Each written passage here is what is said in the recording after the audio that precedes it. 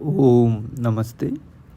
तो हम पढ़ रहे हैं विनायक दामोदर सावरकर जी की अनमोल कृति मोपला अथवा मुझे इससे क्या। इससे पहले हम 3 पार्ट में इस बुक के 4 चैप्टर पढ़ चुके हैं। अब यह हम 5वां चैप्टर शुरू करने वाले हैं। इससे पहले आपने देखा कि किस प्रकार जो हिंदू धर्म के कुछ नेता होते थे जो मुसलमानों के साथ मिलकर आज़ादी के लिए आंदोलन करते थे, तो जब ये मोपला आंदोलन शुरू हुआ तो उनको किस प्रकार उन्होंने बंदी बना लिए एक प्रकार से। और उसमें से जो 2 नाम आपके सामने मैं लेता हूँ, एक थे हमारे महानंदी और एक थे हमारे माधव नायर। तो दोनों के सामने इस्लाम को कबूल करने का प्रस्ताव रखा गया, जिसमें से महानंदी जी ने इस्लाम को कबूल करने का प्रस्ताव स्वीकार कर लिया, लेकिन माधव नायर जी ने उसको मना कर दिया। तो एक ही पल में 20 से ज़्यादा लोगों ने अपनी तलवारों से उनके छोटे छोटे टुकड़े कर दिए। तो इस प्रकार से वहाँ पर धर्म परिवर्तन का कार्य अपने खिलाफत आंदोलन के नाम पर शुरू हो चुका था। तो अब हम 5वां चैप्टर चालू कर रहे हैं। इससे पहले अगर आपने वो नहीं सुना हो तो आप पिछले 3 पार्ट देख सकते हैं। अब हम शुरू करते हैं। रात्रि के 12 बजे थे। यह निश्चित सहित नहीं कहा जा सकता। कुट्टम ग्राम के नारियल और पोफली के सुंदर वन प्रांत में सर्वत्र शांति व्याप्त थी। उस शांत वायुमंडल में पालन में किसी अल्हड़ शिशु के समान ही सुमति गहन निद्रा में पड़ी सो रही थी। उसके केसों की कोई लट कभी कभी वायु के झोंकों के साथ उसके मस्तक पर खेलती सी प्रतीत होती थी। जब वह बीच बीच में रुककर श्वास छोड़ती थी तो उसकी धोती का पल्ला उसके मत गज के गणस्थल के समान सुशोभित होने वाले वक्ष स्थल पर से हिल डुल जाता था। मौलसरी के वृक्षों की छाया को चीरती हुई सी चंद्रमा की एक चंचल किरण उसके कमल समान प्रतीत होने वाले सुंदर मुखमंडल पर पड़कर उसकी कांति को और भी अधिक द्युतिमान कर रही थी। श्रीरंग के देव मंदिर में भी सर्वत्र शांति व्याप्त थी। एक पत्ता तक भी फड़कने का स्वर सुनाई नहीं पड़ रहा था। 12 बजते ही अर्ध निद्रित अवस्था में चौंकते हुए प्रहरी ने देवालय के घड़ियाल और पुनः निद्रा देवी की गोद में चला गया। अभी 1 घंटा ही हुआ होगा कि उस देवालय की सीढ़ियों से लगभग 100 फुट की दूरी पर खड़े हुए एक तरुण ने एक विशाल बट वृक्ष के नीचे सोए हुए लोगों की टोली में से एक को उठाने का प्रयास करते हुए कहा, कम्बू, वे आ गए हैं, उठो। कम्बू चौंक कर उठ बैठा और तत्काल संभलते हुए बोला, कहाँ आए हैं, कितने आए हैं, कौन है रे ये हत्यारे दामू? 100 के लगभग लोग हैं। हत्यारे स्पष्टतः तो नहीं पहचाने जा सके, किंतु वे ब्राह्मणों की बस्ती की ओर ही गए हैं। चल फिर श्रीरंग, तुम हिंदुओं की रक्षा करो। यह कहते हुए कम्बू ने अपने उन 20 के लगभग साथियों को भी जगा लिया जो वहां सोए हुए थे। वे अभी अपनी लाठियां, तलवारें और भाले आदि उठाकर ब्राह्मणों की बस्ती की ओर चल पड़े।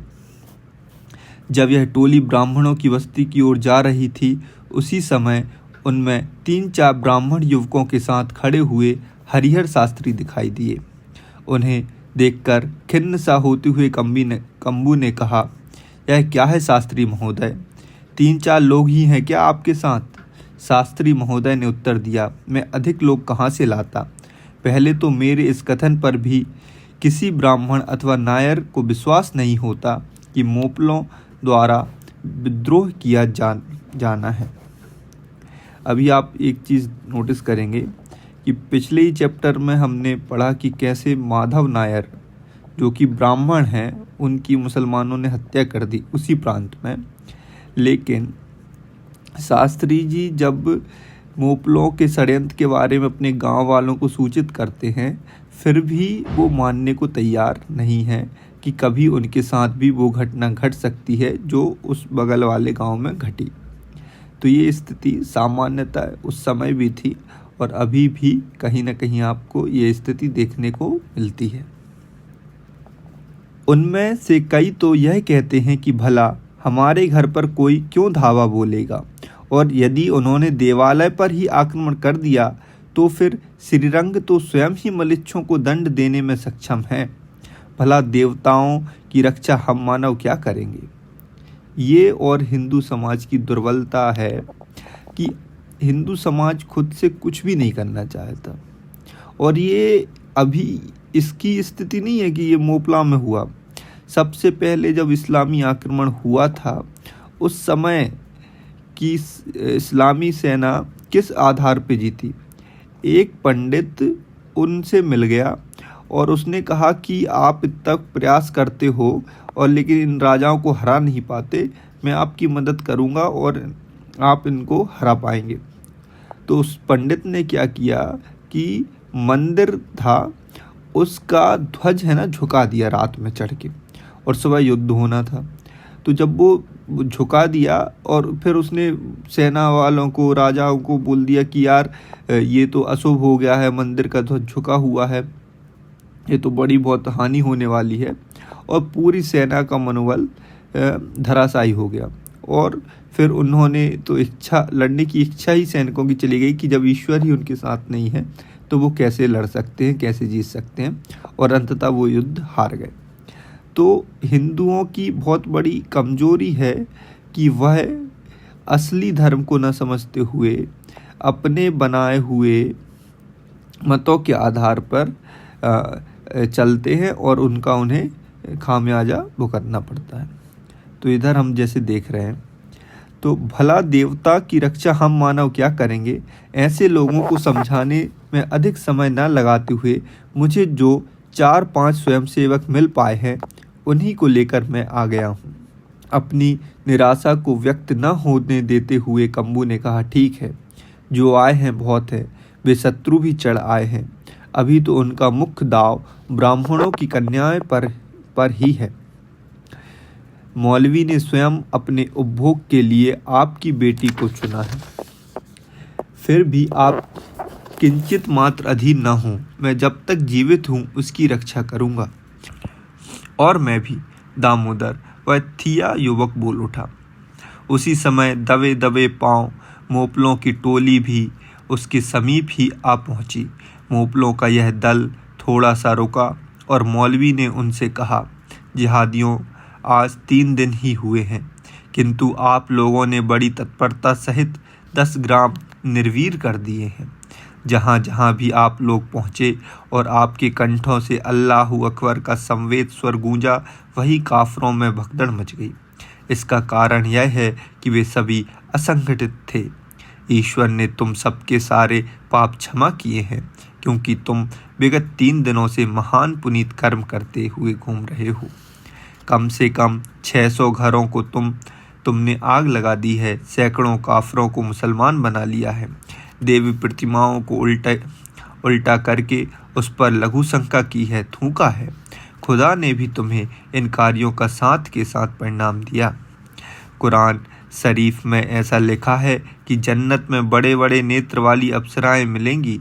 वह तो एक अलग बात है, परंतु इसी लोक में आज 3 दिनों में ही हमारी भोग विलास की शक्ति समाप्त ही सी हो गई है, क्योंकि हमें अत्यधिक संख्या में सुंदर स्त्रियां उपभोग के लिए प्राप्त हो चुकी हैं।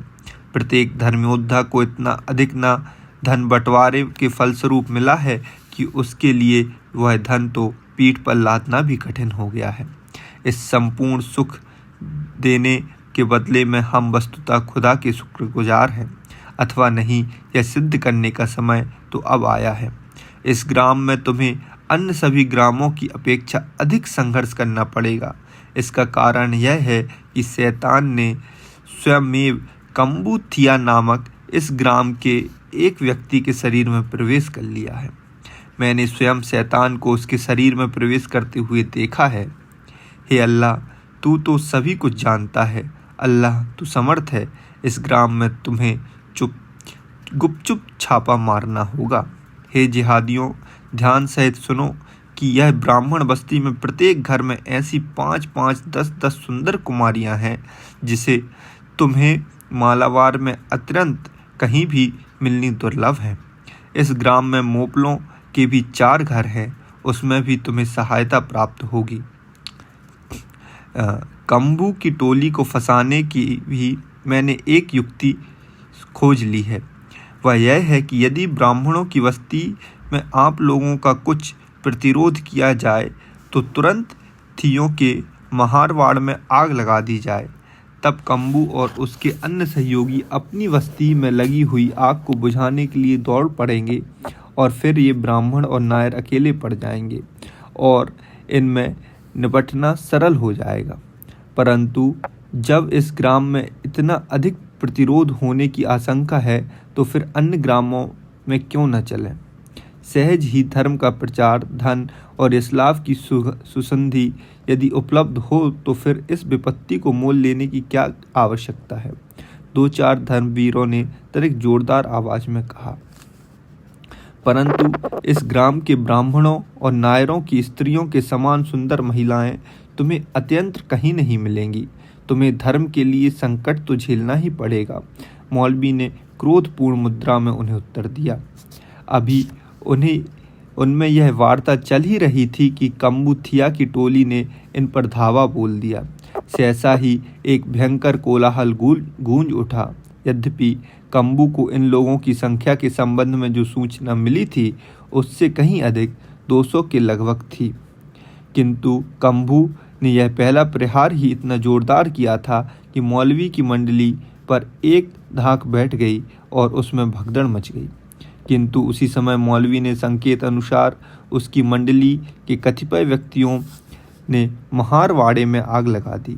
अग्नि की प्रचंड लपटों और निंद्रा की गोद में निश्चित सोए हुए महारों के घर में उठने वाले कोलाहल को सुनकर कंबू की टोली में सम्मिलित 4-5 थिया भी अपने अपने घरों की ओर भागने लगे।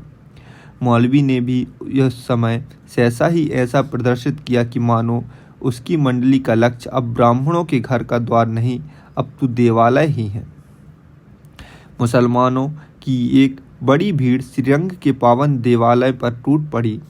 उस समय कंबू ने यह आह्वान भी किया कि अपने ग्रहों की रक्षा करने की अपेक्षा अपने देवालय की रक्षा करना श्रेयस्कर है। किंतु यह सुनने पर भी जो थिया कंबू के साथ छोड़कर अपने घरों की ओर भाग निकले थे, उनकी चिंता न करते हुए कंबू ने अपने उन 14-15 विश्वस्त सहयोगियों के साथ लेकर देवालय के द्वार पर जा पहुंचा। परंतु जब उसके साथ उसका नितांत ही विश्वास प्राप्त तरुण दामोदर नहीं था, उसने दामोदर को उस निष्पाप और निष्कलंक सुंदर कुमारी की रक्षा करने के लिए भेज दिया था। चारों ओर हुंकारें गूंज उठी थीं और कुट्टम ग्राम में साक्षात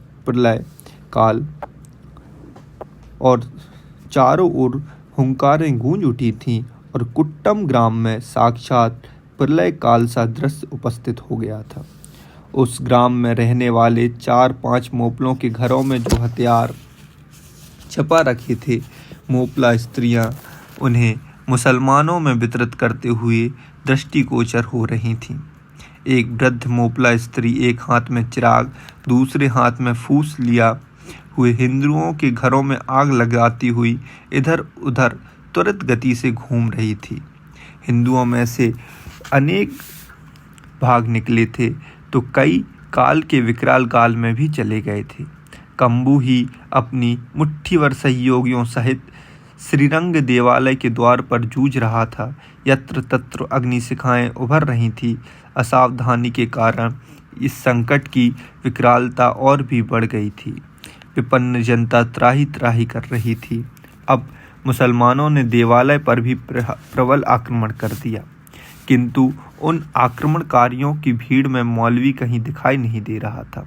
इसका कारण यह था कि वह अपने कतिपय चुने हुए व्यक्तियों को साथ लेकर श्रीरंग की मूर्ति की अपेक्षा भी अपने नेत्रों को अधिक रमणीय दिखने वाली और हृदय को मोह लेने वाली उस सुंदर दूसरी देव मूर्ति को भंग करने के लिए ब्राह्मण बस्ती में उस कुमारी के शय्यागृह की ओर ताक लगाए बढ़ता जा रहा था। उसके वहां पहुंचने से पूर्व ही दामोदर थिया ब्राह्मण बस्ती में आ पहुंचा था। उस बस्ती के समीप हिंदुओं और मुसलमानों में जो प्रथम मुठभेड़ हुई थी, जिसमें मुसलमानों को पीछे हटने पर विवश होना पड़ा था, उसके कारण हुए शोरगुल में उस ब्राह्मण बस्ती में अनेक लोग भी निंद्रा से चौंक कर उठ बैठे थे।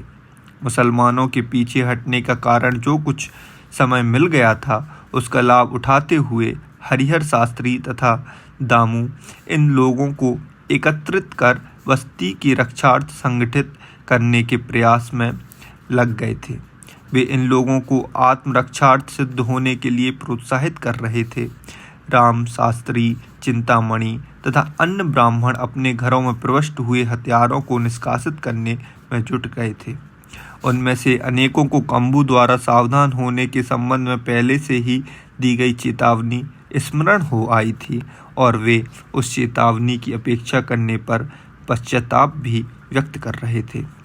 परंतु स्थूलेश्वर शास्त्री अभी भी शंका में से नहीं उभर पाया था।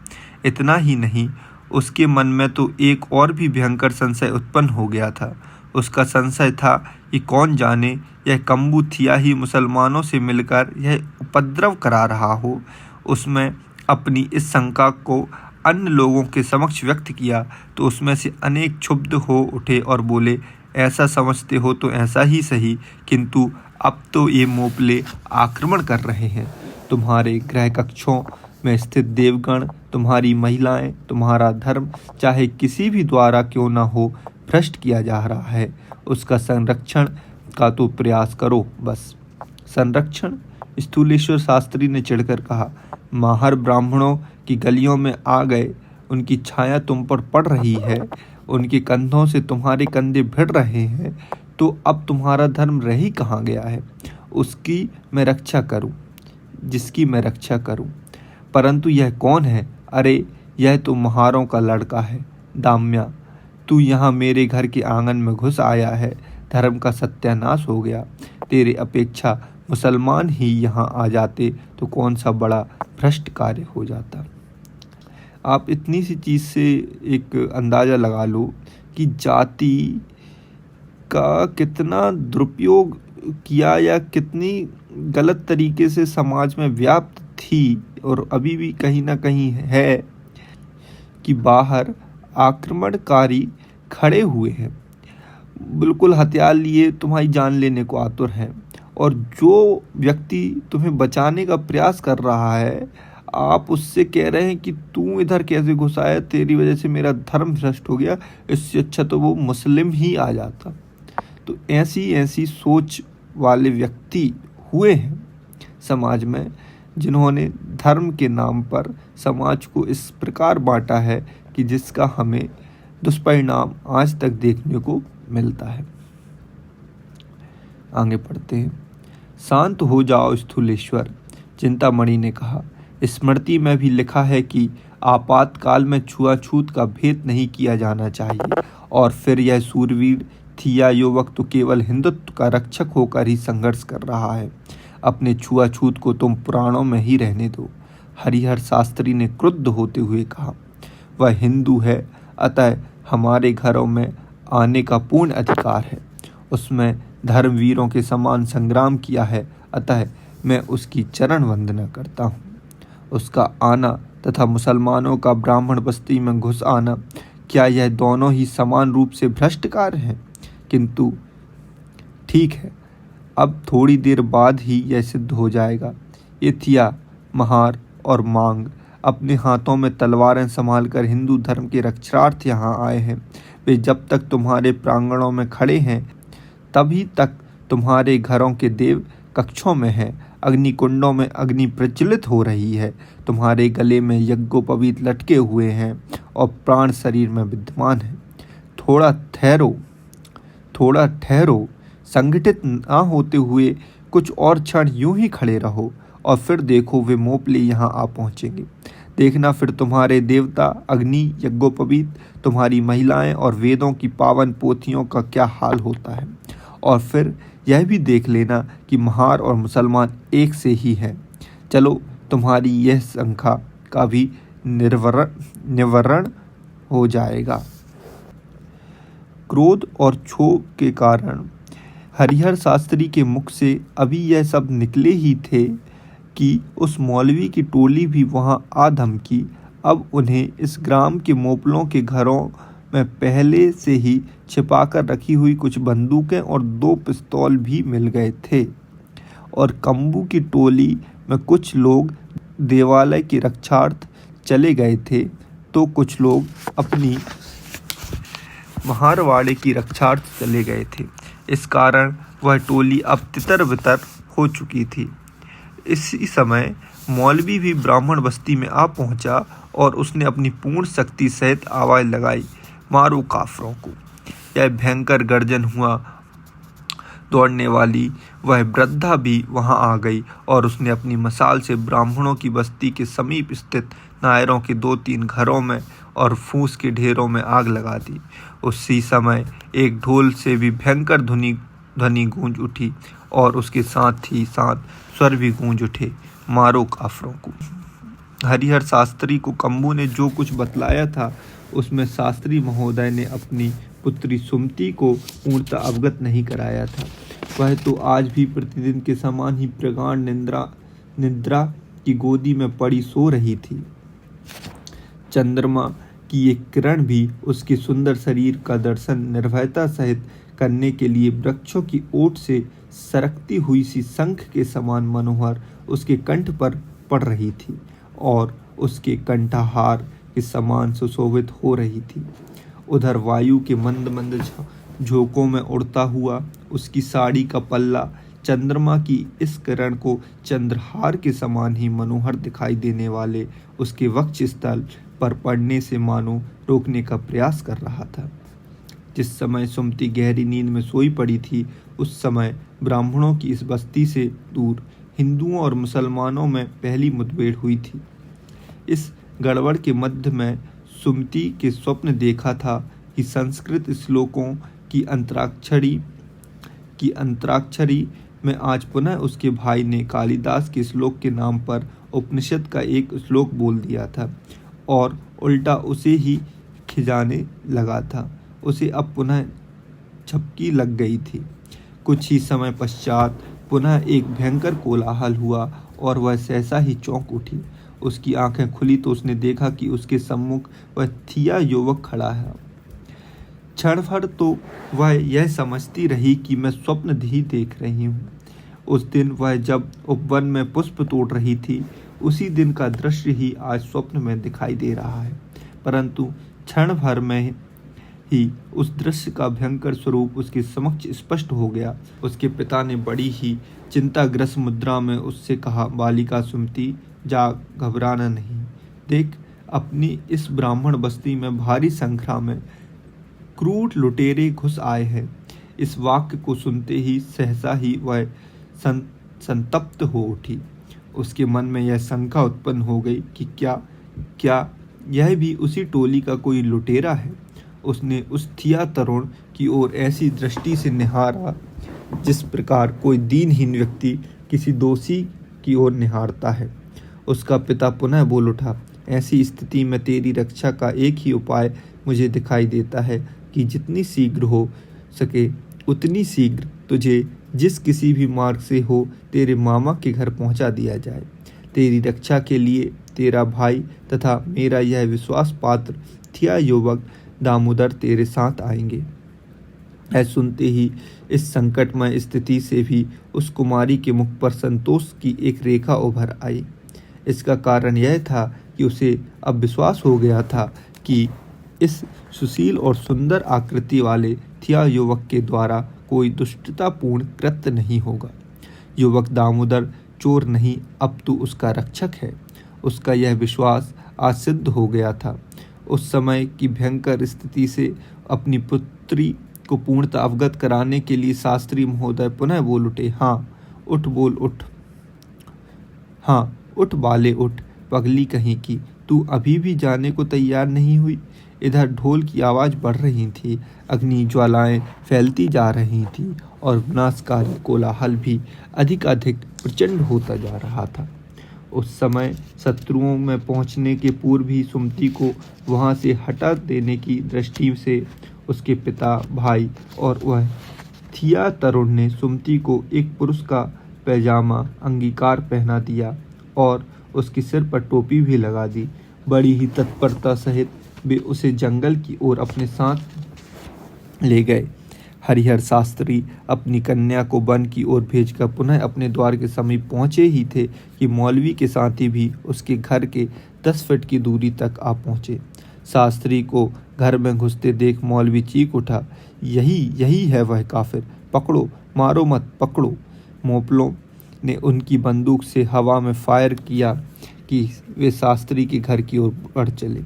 बंदूक की धाएं सुनते ही आसपास के घरों में निशस्त्र और घायल लोग जाकर छिपने लगे। हरिहर ने भी घर में प्रविष्ट होकर भीतर के द्वार बंद कर लिया और बोला, मौलवी तुम्हें मुझसे क्या लेना है? मुझे निरपराध ब्राह्मण के घर पर तुमने धावा क्यों बोल दिया है? मोपलों ने तो अंग्रेजों के विरुद्ध विद्रोह किया था, फिर नाहक तुम लोगों ने हमारे विरुद्ध क्यों शस्त्र उठा लिए?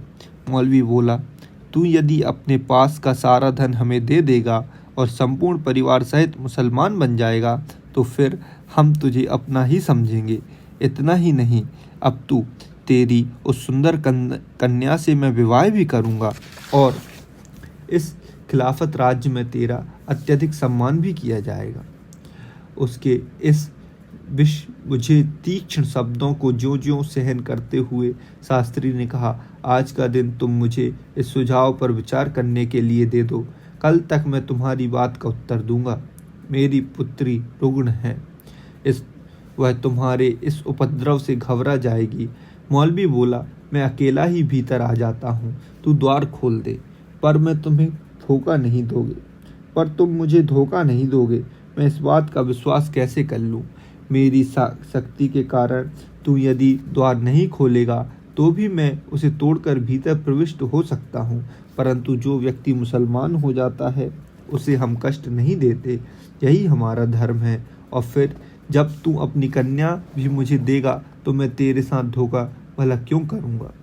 परंतु आज यदि तुम मुझे छोड़ दोगे तो मैं कल ही सब ब्राह्मणों से आग्रह तथा मुसलमान होने की विनती करूंगा और वे उसे स्वीकार कर लेंगे, अतः तुम आज वापस चले जाओ। शास्त्री बोला, छी, ऐसा नहीं हो सकता।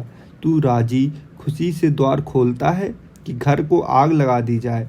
मूर्ख, यह विचार करने का अवसर भी मैं तुझे तेरे लिए नहीं, अब तू तेरी उस कोमल अप्सरा के लिए दे रहा हूँ। अप्सरा सी अपनी पुत्री के रक्षार्थ में अपने जीवित रहने तक संघर्ष किए बिना नहीं रहूँगा। बेटी सुमति, द्वार खोल दूं क्या? नहीं, अच्छा बस मैं द्वार नहीं खोलता। हरिहर शास्त्री ने इस ढंग से जोर से यह वाक्य कहा और इतने जोर से कहने का इष्ट परिणाम भी हुआ। मौलवी ने यह समझकर कि सुमति के घर के भीतर ही है, मकान को आग न लगाते हुए अपने कार्य पूर्ण करने का विचार किया। उसने द्वार को तोड़ देने का आदेश अपने साथियों को दे दिया। क्षण भर में ही उसमें से कोई खिड़की पर तो कोई दीवार पर चढ़ गया और द्वार पर आघात करने लग गया। सुमति को दूर निकल जाने के लिए जितना समय आवश्यक था उतना समय बिता देने के उपरांत अब हरिहर ने भी अपने अन्यागार के द्वार के भीतर घुसकर तलवार निकालकर अपने हाथों में संभाल ली और द्वार बंद करके भीतर बैठ गए। अब उस द्वार पर कुल्हाड़ियाँ बरसने लगी थीं। जो मुसलमान सबसे पहले द्वार के भीतर घुसा उसका सिर उस वीर ब्राह्मण ने अपनी तलवार के एक ही प्रहार से काट लिया।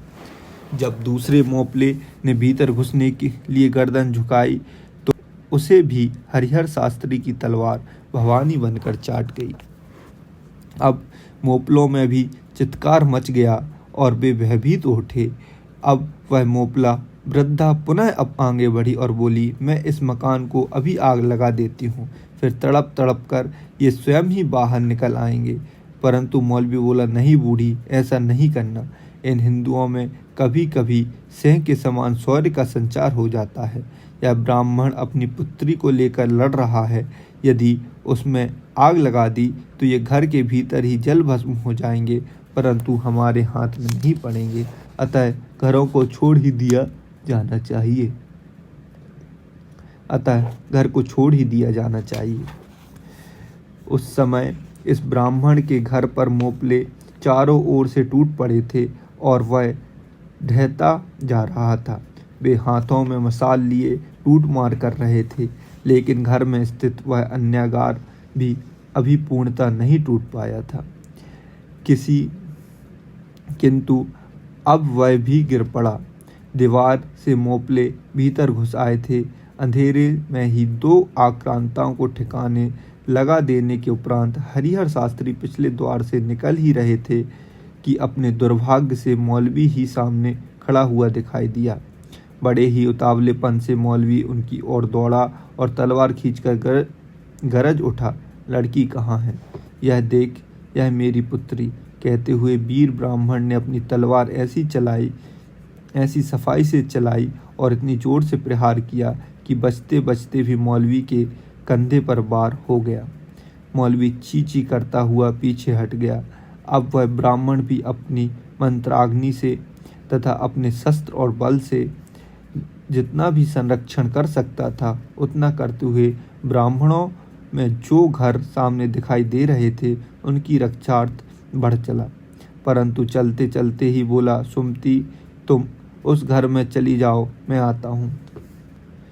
उस घर में जो भयंकर घटना घट रही थी उसकी तुलना में हरिहर शास्त्री के घर में घटित हुई घटना तो कुछ भी नहीं। 3-4 मोपले उस घर में घुसे हुए थे। उसके पास ही मसाल हाथ में लिए एक बुढ़िया भी खड़ी हुई थी। पहले ही हल्ले में उन मोपलों ने उस परिवार के प्रमुख को घायल कर दिया और वह भी भूमि पर गिर पड़ा था। उसे इस प्रकार गिरते हुए देखकर उस व्यक्ति की पत्नी और दोनों पुत्रियां तथा परिवार की 2 अन्य स्त्रियां रोती हुई उसके शरीर पर होने वाले प्रहारों को रोकने के लिए उसके ऊपर गिर पड़ी। तब तक उस घर में प्राप्त हुए सोने चांदी के आभूषण तथा अन्य संपत्ति को मोपले लूट चुके थे। अब वे मोपले उन बेसहारा, भयभीत और निशस्त्र महिलाओं से बोले, ये औरतों, यह काफिर अभी तक मरा नहीं है, यह ठीक हो सकता है, शोक मत करो, हम इसकी संपूर्ण व्यवस्था कर देंगे। केवल हे सुंदरियों, तुम हमें अपना लो। नहीं, तू मुझे अपना मान ले। ऐसा कहते हुए 2 मोपले ने उन युवतियों को तथा एक तीसरे के मध्य आयु की महिला को अपनी ओर खींच लिया। वे दोनों शोकाकुल और भयभीत महिलाएं भला उन उपद्रवियों की भीड़ पर कैसा प्रतिरोध करती। फिर भी उसमें से जो बड़ी लड़की थी वह उस वासना के अंधे हुए मोपले के पकड़ से मुक्त होने के लिए झटपटाने लगी। वह अपने प्रथम संतान उत्पत्ति के लिए अपने ससुराल से अपनी माता के यहाँ आई थी। उसे कशमसाते हुए और छूटने का प्रयत्न करते हुए देखकर मोपला क्रुद्ध हो उठे। तब उन्होंने उन तीनों ही स्त्रियों के वस्त्र उतार कर उन्हें नग्न कर दिया। उस समय वह स्त्री, बड़ी लड़की, रोती हुई पुकारने लगी, इन दुष्ट पशुओं के साथ हाथों में हमारे जीवन और सम्मान की रक्षा करो। वह चीखती जाती और अपना सिर धड़ाधड़ घर की दीवारों और फर्श पर पटकती रही थी, किंतु उसका अंतर्नाद सुनकर ना तो कोई मनुष्य ही उसकी सहायतार्थ आया, ना ही किसी देवता ने उसकी करुण गुहार पर ध्यान दिया। बारंबार दीवार और भूमि पर सिर पटकने पर भी ना तो कोई दीवार ही टूटी, ना ही भूमि फूटी। तब अन्य कोई उपाय न पाकर उस कोमल सुंदरी ने उस वृद्धा मोपला नारी के पैरों में सिर पटक दिया और इस प्रकार गिर पड़ी जिस प्रकार मेरी माता के चरणों में कोई कमल पुष्प समर्पित हो जाता है। वो बोली, तू मुसलमान है किंतु स्त्री है, स्त्रियों की भावनाओं को तू समझ सकती है। यह मेरा पिता है और ये उसके हत्यारे हैं। उसके नेत्रों के समान ही मैं यह कृत्य कैसे सहन कर सकती हूँ। वह मोपला वृद्धा बिकट हंसते हंसते हुए बोली, लड़की, एक दिन मैंने भी ऐसे ही कहा था, परंतु किसी ने भी मेरी पुकार नहीं सुनी। यदि कोई मेरी पुकार सुनता तो संभवतः आज मैं भी तेरी बात सुन लेती, परंतु अब तो जब मैं भी पतित हो गई हूँ तुम भी भुगतो। चल रे, पकड़ इसको। उसमें से इन दुष्ट अपशब्दों से वह रुग्णी दग्ध हो उठी और उसने पुनः अपना सिर धड़ाधड़ भूमि पर पटकना आरंभ कर दिया। उसका कपाल फट गया और रक्त की धार प्रवाहित हो उठी। इस पर वृद्धा और भी अधिक चिढ़ गई थी। वह बोली, मरे कहीं के, तुम नपुंसक हो क्या? वे तीनों कामोक्त पशु उन स्त्रियों से लिपट गए। उनमें से दो चुप रहीं, किंतु वह रक्त से लथपथ गर्भवती सुंदरी अभी भी चिटपटा रही थी। उनमें से इतने में ही और दो मोपले भीतर घुस आए। अच्छा, यह क्यों छटपटा रही है, तुम जानते हो क्या? उसमें से हुसैन नामक एक व्यक्ति बोला। समझ गया। ऐसी स्थिति में भी हंसते हुए हसन ने से बोला, उसका काम एक से नहीं चलेगा। तब दूसरा उससे लिपट गया। इस पर यह युवती ने उसके पैर बांध दिए।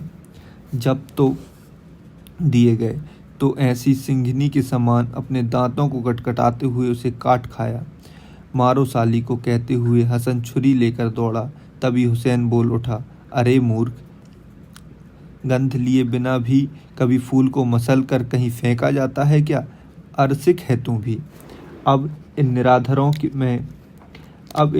नराधमों ने बारी बारी से अपनी पाशविकता का प्रदर्शन किया।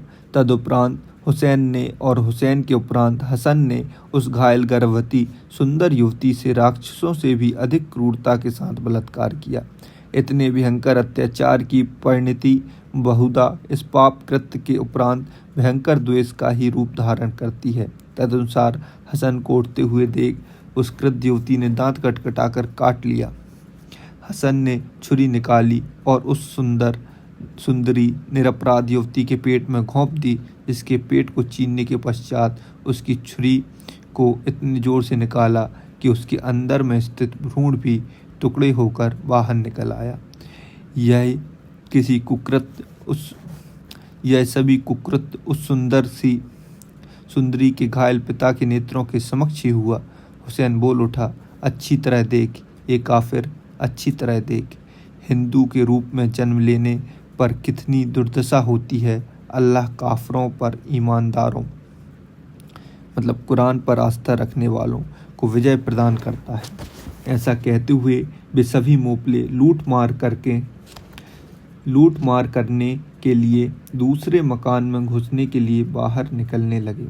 उसी समय क्रुद्ध सिंह के समान तलवार चलाते हुए हरिहर शास्त्री वहां आ पहुंचा। वे बड़े जोर जोर से सुमती सुमती की आवाज़ें भी लगा रहे थे। उनकी इस जोरों से की जाने वाली पुकार को सुनकर मौलवी के साथी ने समझा कि शास्त्री जिस घर में घुसे हैं सुमती भी उसी में गई है। अतः वे भी उनके पीछे पीछे दौड़ते हुए जा रहे थे, परंतु उनमें से एक व्यक्ति धन की टोह में उनके अन्यागार में घुस गया। वह मसाल लिए टटोल ही रहा था कि उसने अपने हाथ हवन कुंड में डाल दिए।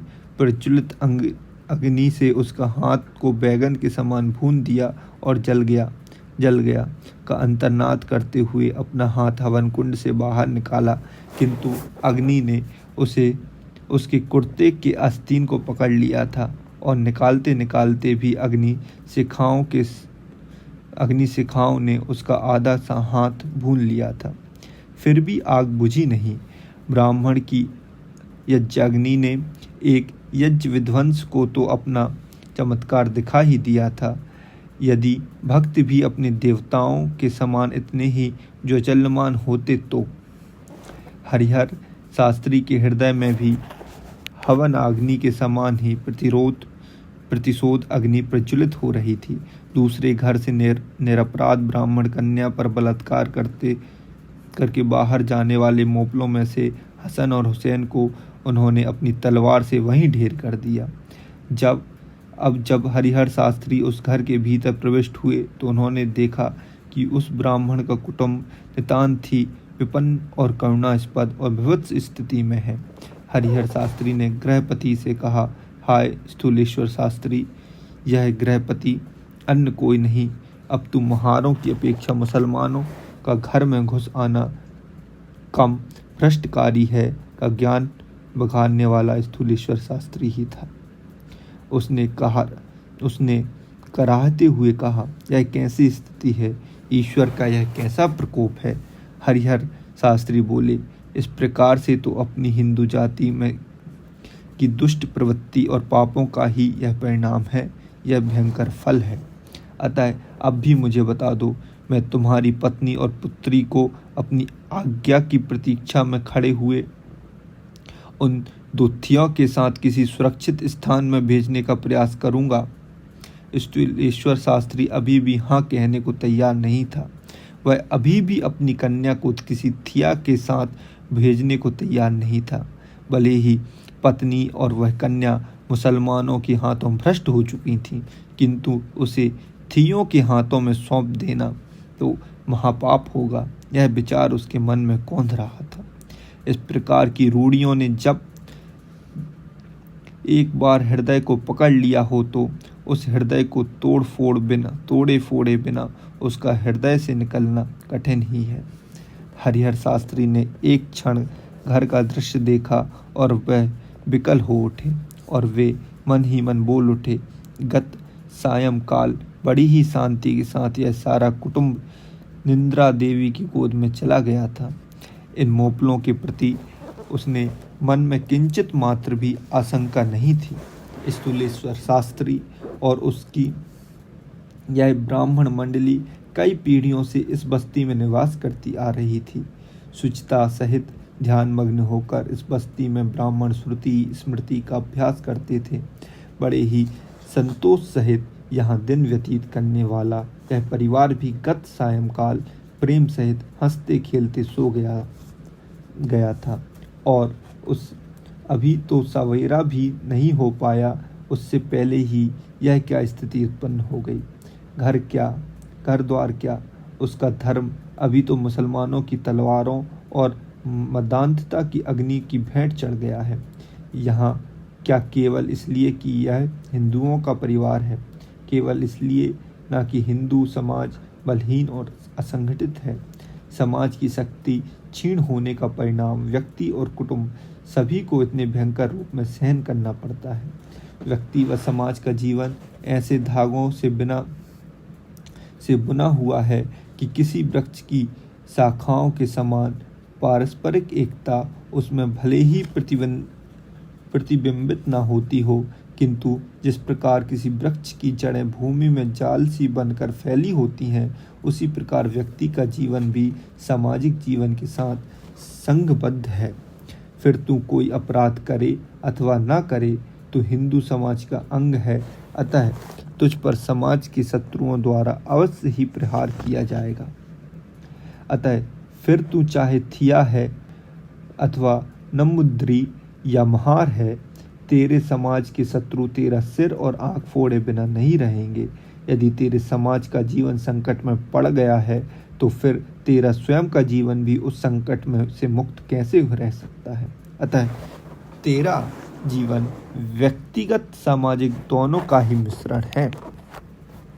उपरोक्त विचारों से हरिहर शास्त्री का हृदय उद्वेलित हो रहा था। उन्होंने समझ लिया कि स्थूलेश्वर की मूर्खता और हठ अभी भी समाप्त नहीं हुई है। अतः अब चाहे वह अनुमति दे अथवा ना दे, इन दोनों स्त्रियों की निश्चित रूप से ही मुझे रक्षा करनी होगी।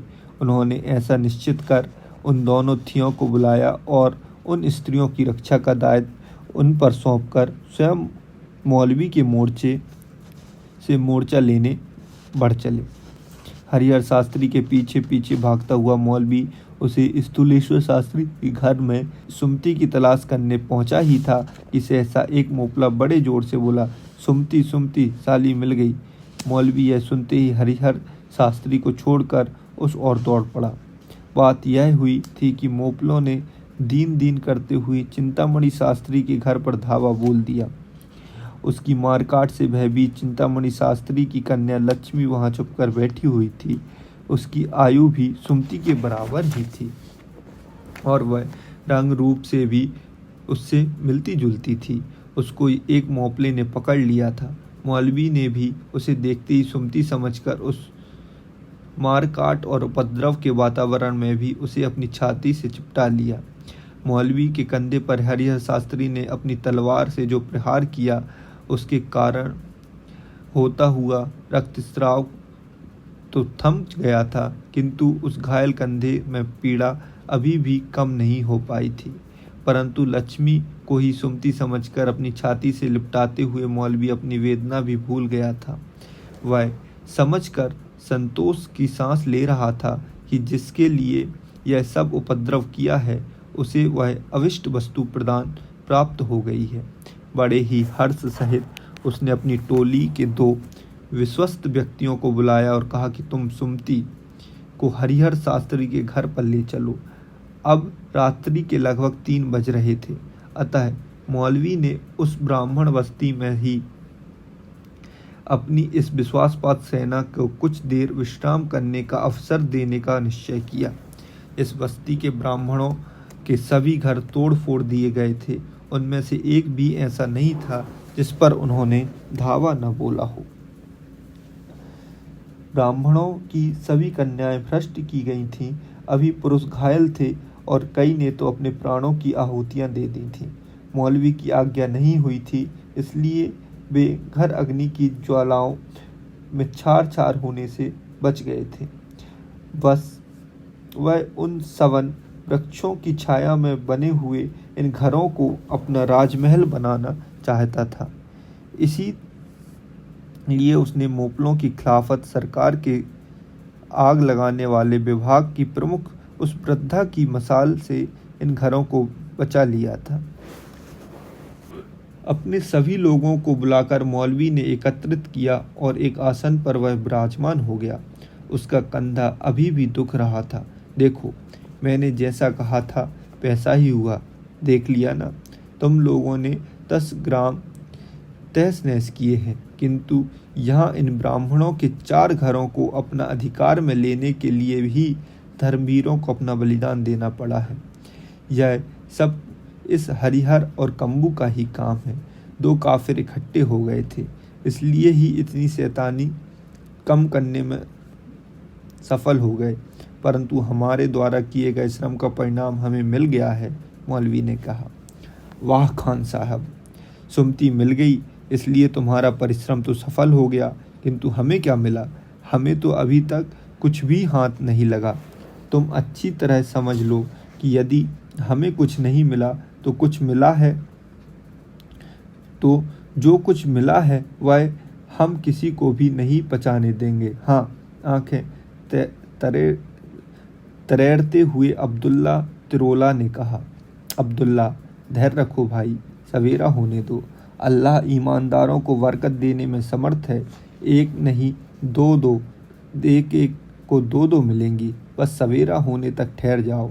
परंतु जिन काफरों को बंदी बनाया गया है, उन्हें सामने के मकान में बड़ी सावधानी सहित बंद कर दो। अरे हाँ, यह तो बताओ कि वह हरिहर अभी तक मिल पाया है कि नहीं? उसको अवश्य ही बंदी बनाना पड़ेगा। यह रहा हरिहर। ऐसा कहते हुए उसकी सन की मोहम्मद आगे बढ़ा। हरिहर शास्त्री को 3 मोपलों ने पकड़ रखा था। उनका एक पैर तलवार के प्रहार से अभी उसी प्रकार काट दिया गया था जिस प्रकार किसी वृक्ष की शाखा काट दी जाती है तुरंत, परंतु फिर भी वे उस एक पैर से ही लंगड़ाते हुए चलने वाले हरिहर शास्त्री को घसीटते हुए वहां लाए थे। मसाल के प्रकाश से रक्त में सरोबोर होकर रक्तमय हुए हरिहर स्पष्टता दिखाई देने लगे थे। मोहम्मद सनकी पुनः बोला, इस काफिर ने भयंकर घात किया है। उसकी बस उसकी बख्शिश स्वयं इस्लामी वीरों ने ही उसे यह दी है। मौलवी, तुमने जो कन्या सुमति समझकर मुझे सौंपी थी, जब मैं लेकर जा रहा था, वह उस समय इस काफिर ने मुझे हल्ला बोल दिया था।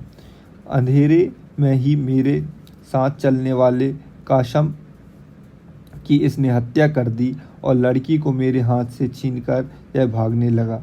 अंधेरे में ही पलायन, काफरों से धर्मयुद्ध कैसे किया जाए यह समझ में ही नहीं आता। परंतु वह लड़की कहाँ है? सुमति समझकर, ऐसा तू कैसे कह रहा है? मौलवी ने क्रोध से उबलते हुए कहा। खान साहिब, तनिक सुनिए तो, घबराते हुए सनकी मोहम्मद ने कहा। इस काफिर ने उस लड़की को अपनी पीठ पर लाद लिया और बोला था, चल लक्ष्मी भाग। इसी बात से मुझे पता चला कि यह कन्या लक्ष्मी है। भागते समय यह आगे था और मैं पीछे। चांद की रोशनी में ही मैंने 3-4 प्रहार अपनी तलवार से की कुल्हाड़ी के सामान इसके पैर पर किए और इसका पैर काट डाला, परंतु छोकरी कहीं दिखाई न दी। मैंने इसकी अच्छी तरह तलाशी ली, पर वह इसकी पीठ पर भी मुझे नहीं मिली। अरे शैतान, आसपास ही कहीं गई होगी। क्या वहाँ तूने उसे नहीं ढूंढा? ढूंढा क्या महाराज? उसकी दाईं बगल से खोजा, उसकी दाईं बगल में खोजा, बाईं बगल में ढूंढा, दूर तक जाकर भी तलाश की, परंतु इसे कौन संभालता? यह दोनों पैरों से कैसे दौड़ता था यह तो आपने देखा ही है। इसकी आधी गति से यह एक पैर से भी दौड़ता है। अब देख लीजिए मेरा पराक्रम, यह रहा इसका पाँव, अच्छी तरह देख लीजिए। यह कहते हुए मोहम्मद सनकी ने अपने कंधे पर रखा रक्त से सराबोर उस ब्राह्मण वीर का पाँव किसी हाथी की सूंड के समान धम्म से धरती पर पटक दिया। तो ये पूरा 5th चैप्टर है जो मैंने आपको सुनाया, और आपने देखा होगा कि किस प्रकार से असंगठित हिंदू का बुरा होता है समाज में, और हम अभी भी संगठित नहीं होना चाहते। आज भी 2024 में भी कई नेता जातिगत जनगणना की बात करते हैं, और वो सिर्फ इसलिए कर रहे हैं क्योंकि हिंदू जो कुछ एक हो रहा है वो एक ना हो पाए, यही उनका मकसद है। और इसने पहले भी हमारा बहुत नुकसान किया है, अभी भी कर रहा है, आगे ना हो इसका हम सबको प्रयास करना चाहिए। अगला पार्ट हम कुछ दिनों बाद देखेंगे। तब तक के लिए धन्यवाद। ओम नमस्ते।